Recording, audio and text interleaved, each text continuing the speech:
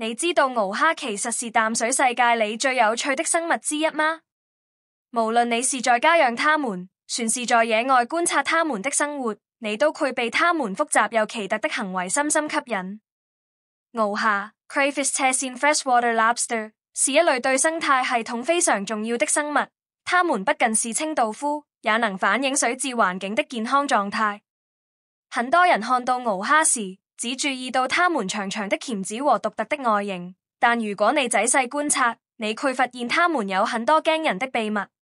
首先，它們的覓食方式非常聰明而靈活。螯蝦不僅會吃植物碎片，還會捕食小型無脊椎動物。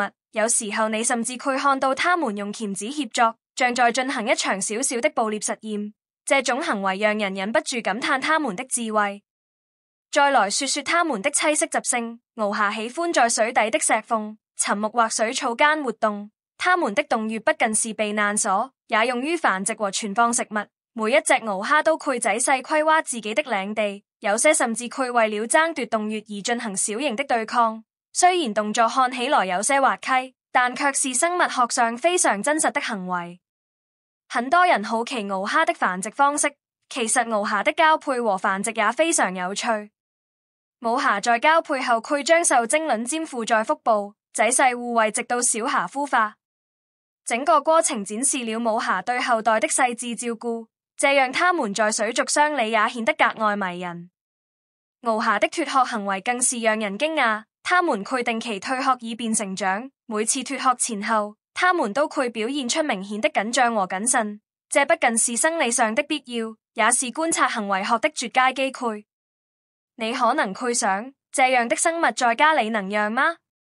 答案是肯定的。螯蝦的應力很強，但你必須保證水質清潔、環境豐富，提供藏身和覓食的空間，這樣它們才能展示出最自然的行為，而不是緊緊蜷縮在角落。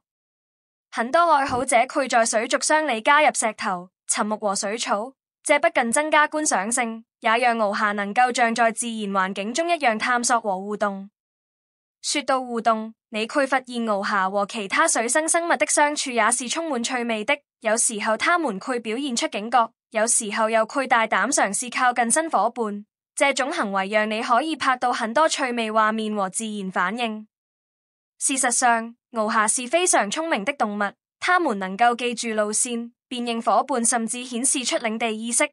這些行為都是科學研究中常被記錄的亮點。如果你是科學愛好者，可以嘗試觀察它們的夜間活動。螯蝦大多是夜行性生物，夜晚它們會更加活剔，尋找食物和探索環境。這時你能看到它們最自然的一面。為了讓你的螯蝦健康成長，你還需要注意飲食平衡。除了水草碎片，它們也需要蛋白質來源，比如小蟲或專用蝦糧，這樣它們才能保持活力並展示出多樣行為。養螯蝦不僅是看它們的外表，更重要的是觀察它們複雜的生態和行為，這本身就是一種放鬆和學習的過程。你可能會在觀察過程中發現它們有趣的互動，比如兩隻螯蝦互相觸碰、對比大小，或者小蝦跟隨母蝦。這些畫面不僅讓人忍俊不禁，也提供了豐富的科普素材。對於家庭養殖者來說，設置水族箱時要模擬自然環境，包括水流、底材和植物，這樣螯蝦才能充分展示它們的本能行為。你還可以在觀察過程中注意它們的個性差異，每隻螯蝦都有不同的性格，有些活潑好動，有些謹慎內向。你一定沒想到，螯蝦還能顯示出社交行為，它們會通過觸覺和鉗子進行互動，有時表現出友好，有時表現出競爭。通過觀察螯蝦，你可以了解到很多生態學知識，比如它們在水域食物鏈中的位置，它們對水質變化的敏感性，以及它們如何通過行為調節與環境的關係。螯蝦是淡水世界裡最令人着迷的生物之一，無論你是在河流邊觀察，還是在家中飼養，它總能讓人忍不住多看幾眼。那對又大又有力的鉗子，靈活擺動的觸覺，船有它那種慢悠悠卻帶着警覺的姿態，構成了一種獨特的生命節奏。很多人第一次見到螯蝦，可能只覺得它像一隻小龍蝦，但當你真正觀察久了，就會發現它的世界充滿了秩序、智慧與變化。螯蝦生活在清澈或微雲的淡水中，河流、湖泊、水塘，甚至一些稻田灌渠裡，都可能有它們的身影。它們喜歡在水底挖洞，或者躲在石頭、樹根、沉木下。那些看似普通的藏身處，其實是它們精心經營的領地。每一隻螯蝦都有足於自己的地盤，它們會定期清理、修補洞穴口，像個勤勞的小工匠。有時候你會看到它一邊倒退着挖沙，一邊用鉗子搬小石頭，動作雖然緩慢，但每一個細節都充滿目的性。它們不是隨意地待在某個角落，而是真正地經營生活。螯蝦是雜食性動物，幾乎雜麼都吃。它們會啃食水草，撿食腐敗的植物葉片，也會用鉗子捕捉小蟲或無脊椎動物。那雙鉗子不僅是防禦的武器，更是精密的工具。當一隻螯蝦發現獵物時，它會悄悄靠近，身體貼近水底，觸角輕輕探動，像是在計算距離。然後它突然發力，迅速夾住獵物，整個動作乾淨利落。更有趣的是，有時候它們會配合使用兩隻鉗子，一邊固定，一邊分解，像是在進行微縮版的捕獵實驗。許多人看到這一幕都會忍不住發出驚嘆，這樣的小生物竟然有如此靈巧的操作能力。它們覓食的時間多在夜晚，白天大多潛伏在洞裡或陰影下，等到夜色降臨，整個水底的世界就熱鬧起來。你能看到螯蝦衝洞裡探出頭，慢慢爬行，沿着石縫或植物間穿梭，觸角不斷揮動，似乎在探測空氣與水流的變化。這種夜行的特性，也讓它們成為水族箱裡最神秘的一群住客。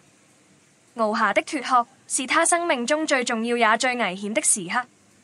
為了成長，它必須褪去舊的外骨骼，讓身體變得更大更強。脫殼前的幾天，螯蝦會變得格外安靜、警惕，不太進食，也盡量躲在安全的角落。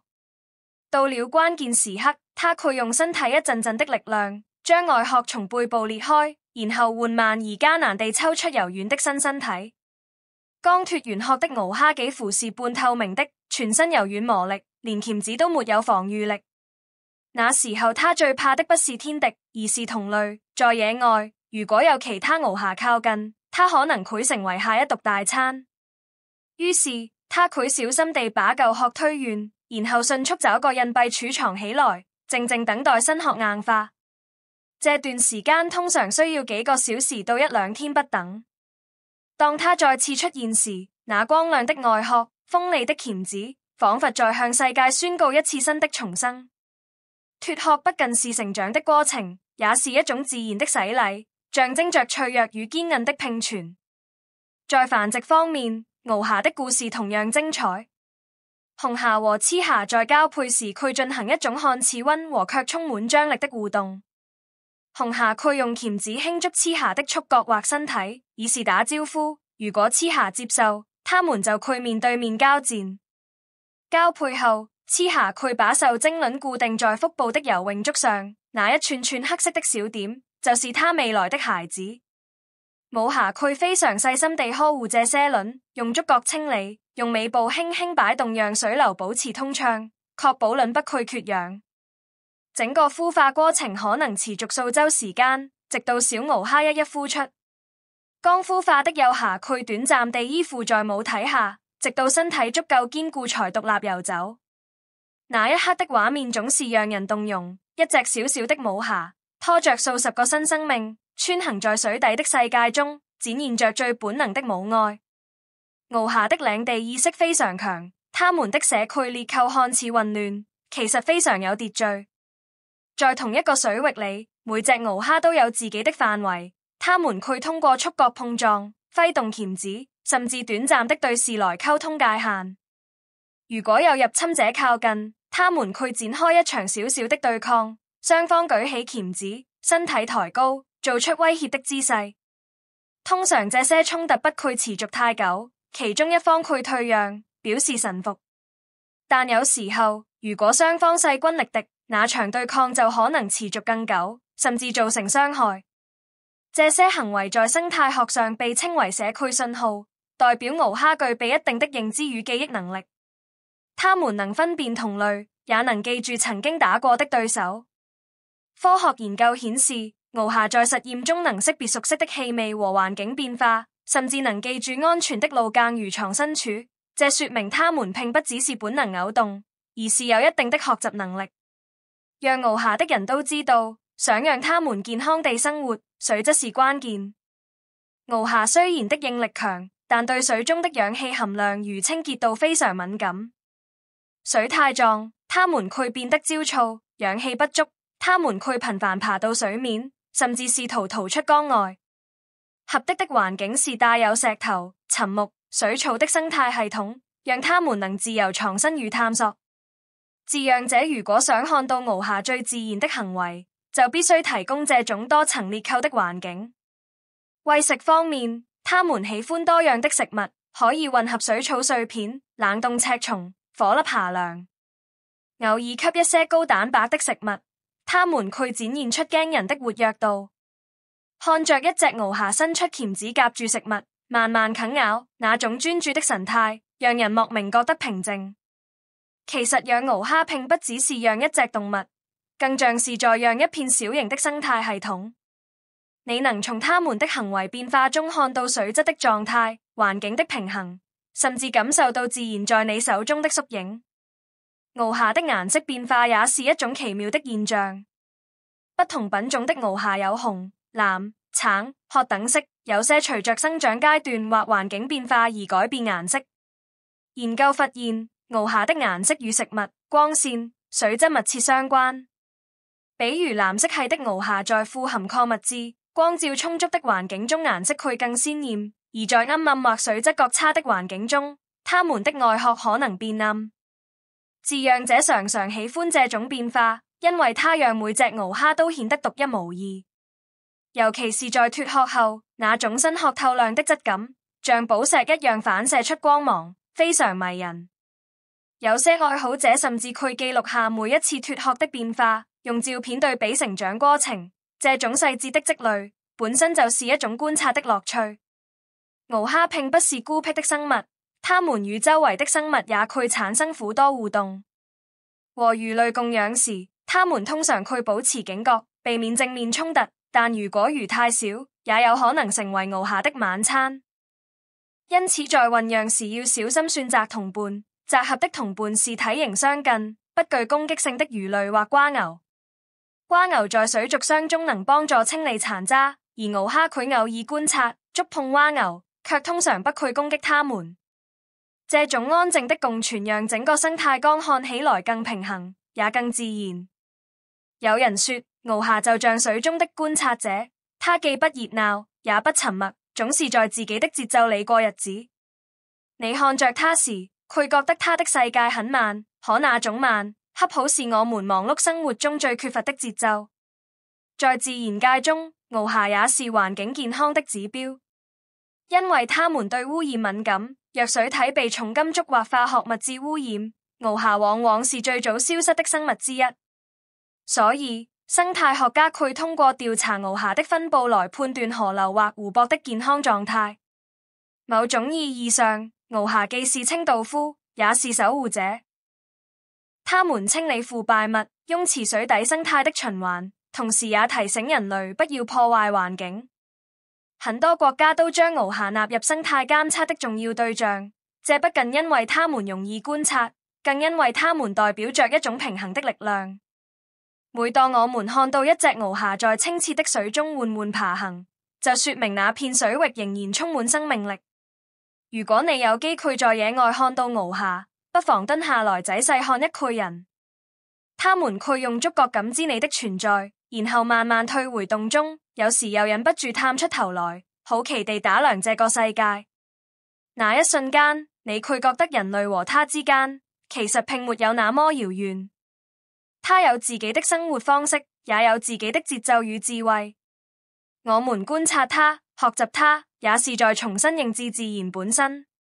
螯蝦的生命雖然渺小，但它們在生態鏈中扮演的角色卻極其重要，既是清潔者，也是獵手，既是母親，也是戰士。它們提醒我們，生命的價值不在大小，而在於他是否認真地活着。敖霞用一生的時間，在泥沙、水草與光影之間，默默演繹着生存的藝術。